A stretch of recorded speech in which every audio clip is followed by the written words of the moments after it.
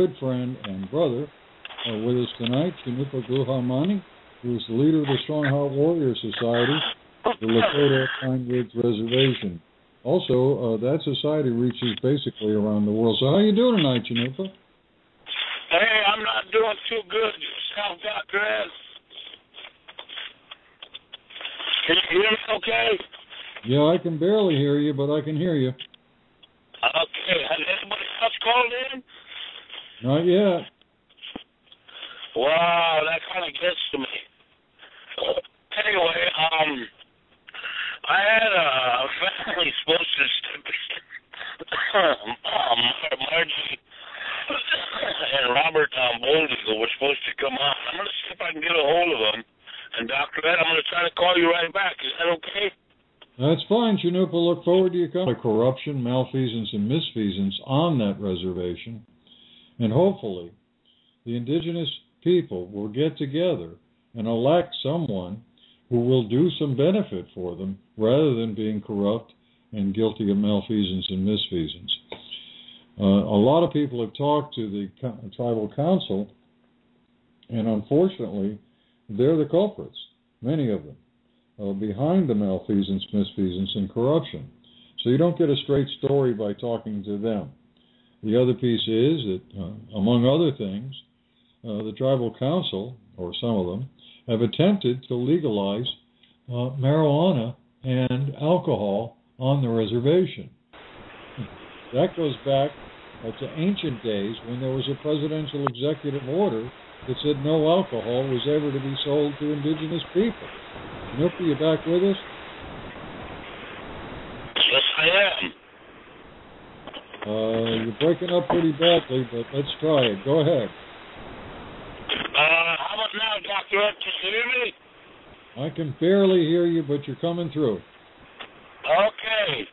Well, I contacted the family, and they should be coming on here before long. But in the meantime, I wanted to say a very warm thank you to you and Larkin, if she's listening. And, you know, one of the things that I really appreciate is the opportunity to be out here in the East again to, you know, help a lot of our people and look at certain things that are going on here where, you know, some important people might be able to help my reservation on many levels of, you know, agriculture and donations and whatnot, and getting a chance to speak out here is a blessing. So majority goes, you know, this thank you goes out to a lot of the people that I'm in tone with, and I do look forward for all these meetings to continue to show that support of what we are always elaborating on in good intent. First of all, this is Canupa Money of the Strong Heart Warrior Society coming to you guys again while I'm out here in the state of Pennsylvania. And there was an understanding that I wanted to share with people. And so, you know, I'm going to start off with it in a simultaneous fashion where people can get a grip of this understanding.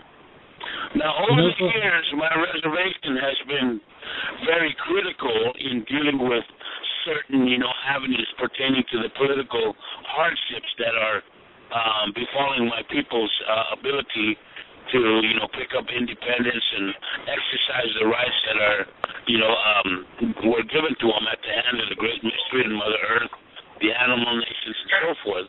And as a people, my tribal nation has been very critical on trying to get support from the council and many other entities that reside within the exterior boundaries of the said Pine Ridge Indian Reservation.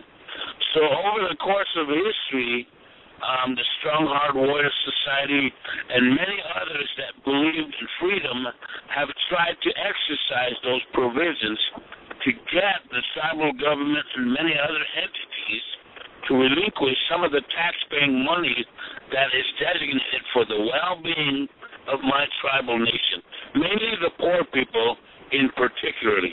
Unfortunately, that doesn't happen. So now we're running into a presidential election, and we have two candidates, Randall Lacebrand and Mary Felicia. And these two are fluent-speaking Lakota individuals and members of the Oglala Lakota Nation. So we've been trying to, get them, to get on board in the council where our people wouldn't have to struggle so much in that type of, pronunciation at the discretion of the tribal council and the district's level and form of government. And, needless to say, I do hope that most of the listening audiences can catch this because I'm hoping my guests have decided to come on. Have they come on yet, Dr. Ed? Yeah, we just got a call. Hold on a minute. Okay, we've got phone number. Phone number ending in 8285. Are you there? You're live on the air. Hello? Yes, hi, this is Margie Bald Eagle. I'm a friend of Canupa's. I'm also traveling to the Pow-wow up in Susquehanna. I may be losing you because we're traveling. My phone is breaking up. Well, I can hear you just fine. Canupa, can you hear them? Yes, I can hear her just fine, too. Hi, everybody. Yeah, we're on our way up to a powwow. It's called the First Nations Benefit Powwow up here in Pennsylvania. And we're seeming that we're getting some threats of it being closed down from this New York AIM and a man named Sam Thunderheart, stating that he had connection with a Thomas Forbear, and that they were sending the Lakota marshals, the Seneca marshals, out to shut us down. Have you heard anything about that, Canupa? Yes, I have. The understanding what Mrs. Margie Boldigo is expressing here tonight. Over the years, I've been stressing this openly and more bluntly because of the current circumstances. Now, here's a tribal government threatening to initiate some type of unhealthy protocol that doesn't justify the need of the intent to neutralize a powwow that is well needed. As an invited guest to come out to speak and do part of the function with the powwow, there are also other Lakota members that are to participate in this two-day event. So all of a sudden I get calls from different, people within the realm telling me that, hey, this is what's going on with the so-called individual that claimed to be a member of the American Indian movement and had, founded a AIM chapter in the state of New York. Well, lo and behold, I spoke with Dennis Banks, and Margie Boldigo can, vouch this understanding, as I've always had somebody, in tone to pay attention to what I'm dealing with when it comes to the political turmoil. Dennis Banks has bluntly said on the telephones that he did not recognize that chapter. And that chapter of the American Indian movement has never, ever set out to try to relinquish or disturb any type of infraction when other natives are taking a responsibility to utilize their efforts to help other nations get out of the mindset of, being codependent on the system. And so over the years, even like with, the leadership of the American Indian movement, they forget that a lot of these chapters are scrutinizing the original basis of the American Indian movement.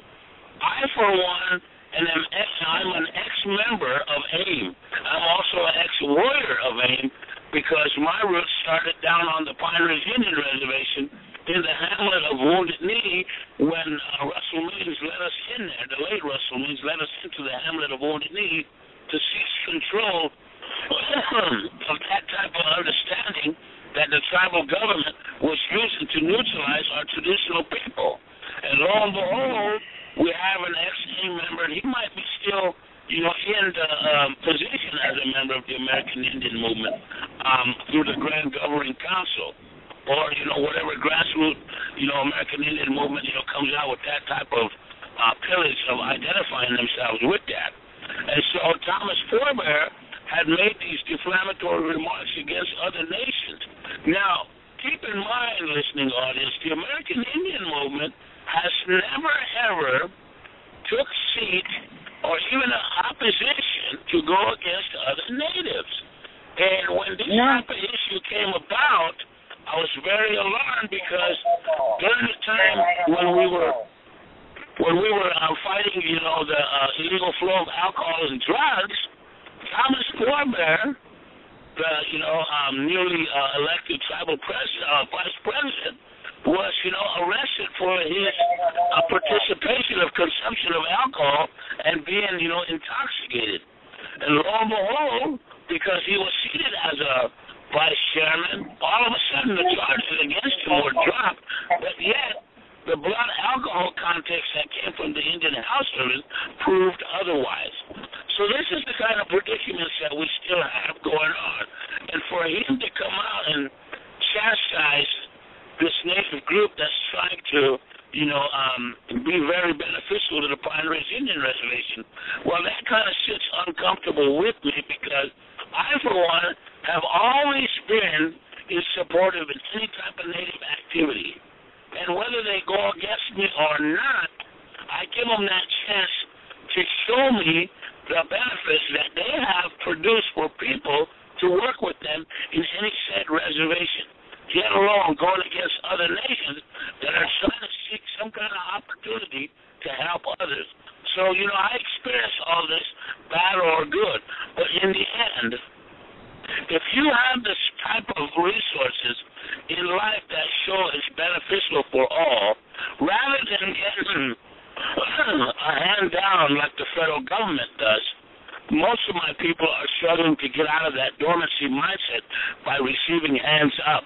And I think that I speak very well for a majority of people that are seeking that type of opportunity because we all know the Pine Ridge Indian Reservation is so grafted and corrupted that our people were even fighting over their money, and it was at the discretion of our own tribal council. Back to you, Dr. Ed. I appreciate it. Well, we lost the caller. They were on the road and having some reception problems. Maybe they'll call back in. But at any rate, yeah, I hear what you're saying loud and clear. It's not a battle that you haven't been up against before. And every time somebody claims to be part of a larger group, as Dennis Banks told you, they are not recognized. So what is their authority? They have none. So they'll try to come in and disrupt the thing. Pow-wow is probably not up to them anyway. Well, our caller's back. And so how they have the authority to do that is beyond me, but perhaps they won't show up. Okay, I see you back, caller. Do you have anything else you want to add?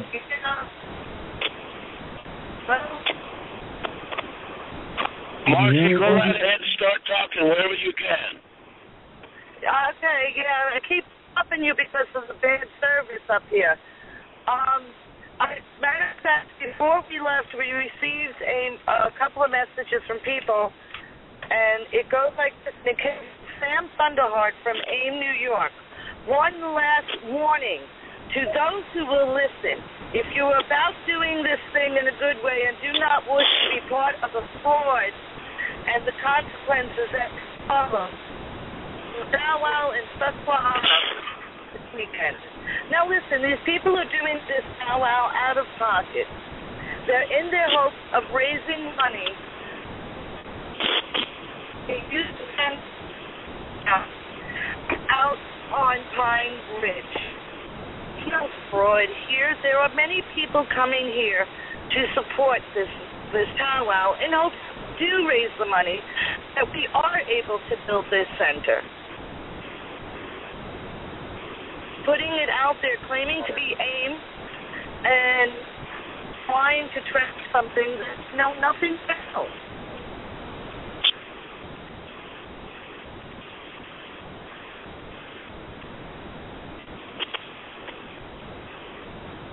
Hello? Yeah, we're still listening to you. Keep talking. We can hear you. You know, I mean, to the point where we're going to get the Seneca tribal marshals down here to close it down? For what reason? They're saying that anybody involved, including some of these Lakota people, that came down here to support this event are frauds and only doing this to line their pockets. Huh. Yeah. Oh, my. My husband would like to really hold on. to understand all this, Dr. Ed, and the listening audience. You know, over the course of history, many of my people have done this for themselves, and it's only self-gain benefit. Nothing's known for that, okay? In the years when I was in the American Indian movement, I never, ever solicited any money in the name of AIM. I never seen the late Russell Means solicit money in the name of AIM. But in reality, everybody is so comfortable with the type of mindset through this stereocentric behavior at the discretion of this bipolar disorder that was forced upon them through the whole concept of the Holy Roman Catholic version of resistance and education, that our people have become their worst enemy within themselves. And so when other relatives and other nations' people are trying to do the opposite to help other nations, I mean, it's people like, the Red Storm song and dance group that's out of New York and many other places. I personally met with a lot of these people, and they're indigenous people. Robert Bowlegal was one of them that was with us when I put the pressure with the Native communities in the state of New York, and he also accompanied me when we went to the United Nations and got that meeting to take place on the Pine Ridge Indian Reservation. And where was the American Indian movement? Robert That kind of aspects, So go hey, ahead. how's it going? Somebody else coming on. Good.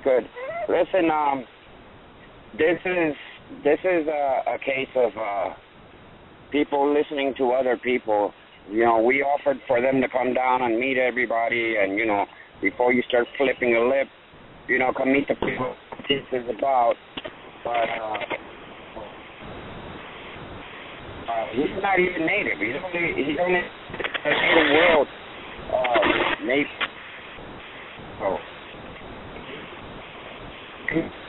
Standing up.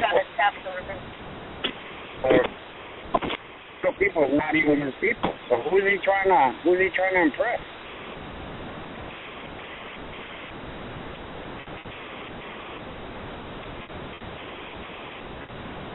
Yeah, who's for that? What's the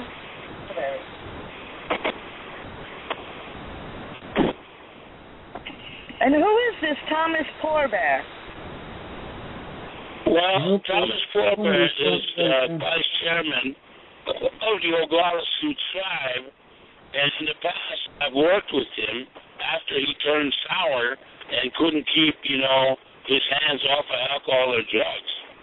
And, I've tried to work with that man because during the time when Wally Hardheart and Ronnie Blackhawk were found, Wally Blackhawk and Ron Hardheart were found dead in White Clay, we led a lot of protests, and I initiated the first liquor blockade to stop the illegal flow of alcohol and drugs coming into our reservation. And Thomas Poorbear was supposed to support me in those facets, but lo and behold, just like as all people that claim to be a warrior, the man started picking up alcohol and drugs and using that as a crutch to demean, the purpose of why the illegal activity continues to serve that purpose on my reservation known as Pine Ridge. And so this man pushed for different avenues to become a tribal chairman. He was a district representative for the district of, for the district of Wambui, where he was originally from. And unfortunately, some of his people saw that type of emphasis that he was putting out there failed to meet the standards to serve his people. And so there you go. It shows, though, that the facts that when people are given the opportunity to work for your people, you're working for yourself. And tribal, government, participation and employees line their own pockets with taxpayers' money. So here's Thomas Poorbear coming at different nations to stop, people from trying to help a poor, poverty-stricken reservation. I don't see him going out and trying to raise, the money for, the poor people, propane, gas, shoes, any type of necessity that would benefit my people on the Pine Ridge Indian Reservation. I have never, ever seen him. Only the fact, always being, hypercritical when people start, doing something productive to reach out to the said community known as Pine Ridge. Because anywhere in America, just because it looks like an Indian and sounds like an Indian, folks, doesn't mean it's an Indian. And I'm referring now to my people on the Pine Ridge Indian Reservation.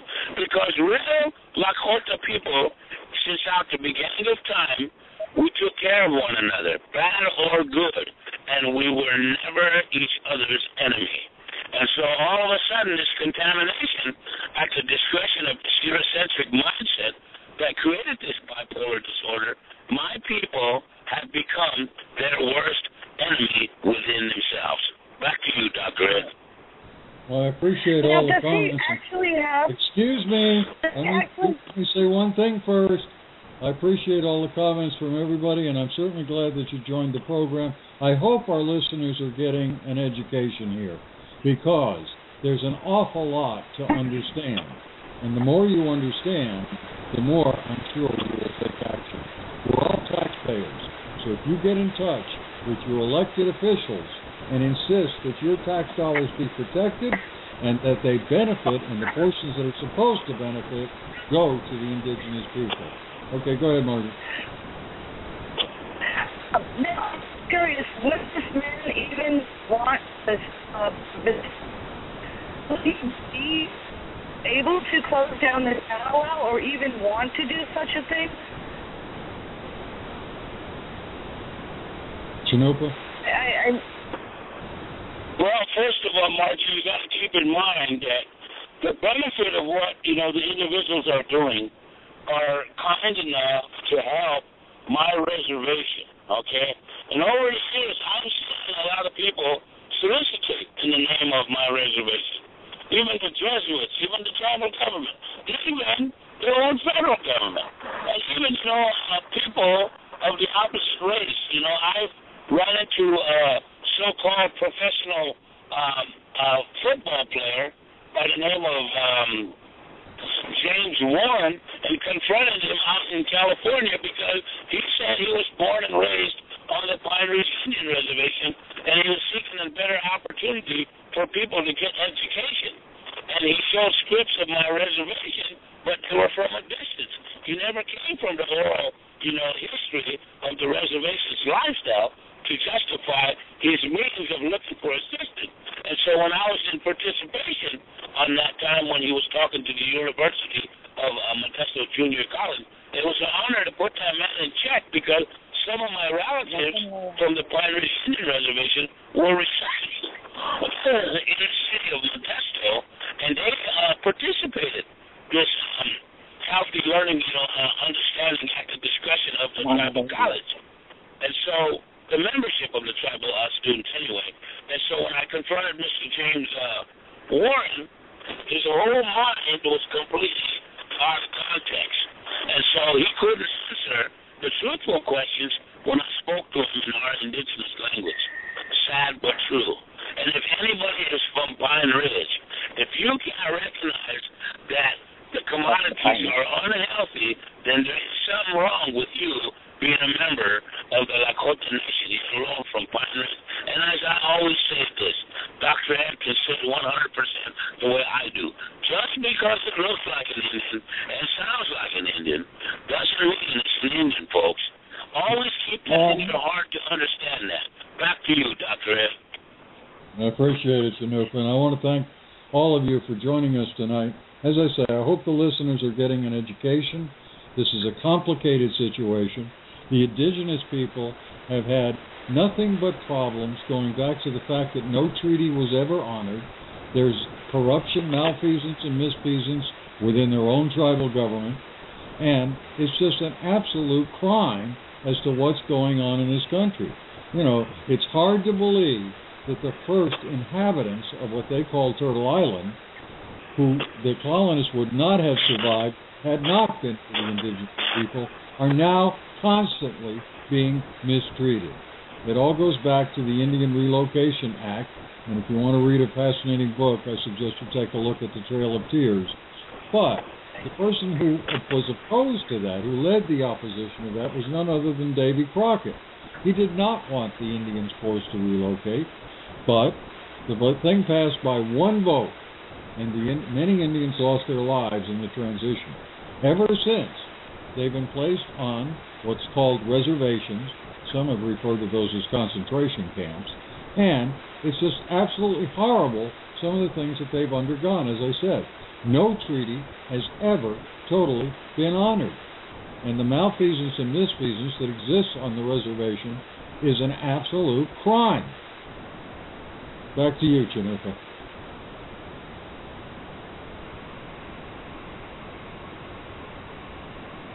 Well, this is Margie Bald Eagle. Go ahead, Margie. I made it to the powwow grounds, and I got some things that I have to share. The organizer and Red Storm Trumpet. Any money raised at the event is going to count to help build this building, this youth center and greenhouse on Pine Ridge.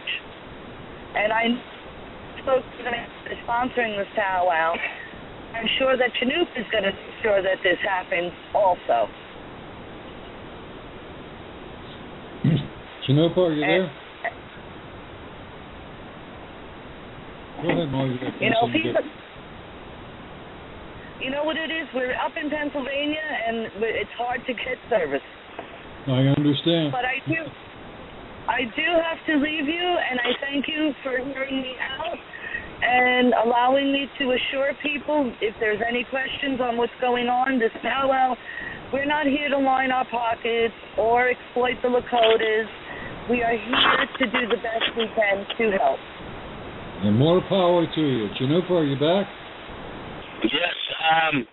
You know what Margie has said is true, and I will, continue to support people that are trying to do their best to help my poverty-stricken reservation. And we all can do something about it if we really put the emphasis on how our taxpaying dollars are being illegally spent at the hands of tribal councils like the Pine Ridge Indian Reservation. Not all of them have that type of behavior, but there are thieves within that circle of discrimination at that type of, understanding at the discussion of the Indian Reorganization Act of 1934. When you understand the history and you read about that history, it will tell you that not all the Lakota people that were, enrolled in that reservation known as Pine Ridge voted to accept that, act of denial. And so Congress forced it upon us throughout the violation of treaties, and that's how we became poverty-stricken. Thank you again, Dr. Ed, for having us on your show. My heart is blessed that, some of the members of the Red Storm group came on, and I look forward to seeing you in about 4 or 5 days, Dr. Ed. I will be in Florida, so I look forward to spending my time with you. Okay, and thank you for having us back on. And thank you for your contributions as always, my brother. May the Great Spirit continue to watch over you. Okay. Okay, ladies and gentlemen, I hope you've gotten something out of this show, because that was the purpose of the show, to help you to understand some of the difficulties that the indigenous people on the Pine Ridge Reservation in South Dakota are up against. As I said, each one of us is a taxpayer. I would strongly suggest that you contact your elected officials. There is an election coming up, and insist that not only your taxpayer dollars be protected, but that there be an investigation to ensure that the portion of those dollars which is supposed to accrue to the benefit of the indigenous people is used for that purpose. Okay, everybody have a great night, a great weekend, and we'll look forward to you being back on the air with us on Monday at 7 p.m. Eastern. Have a great week, and bye-bye.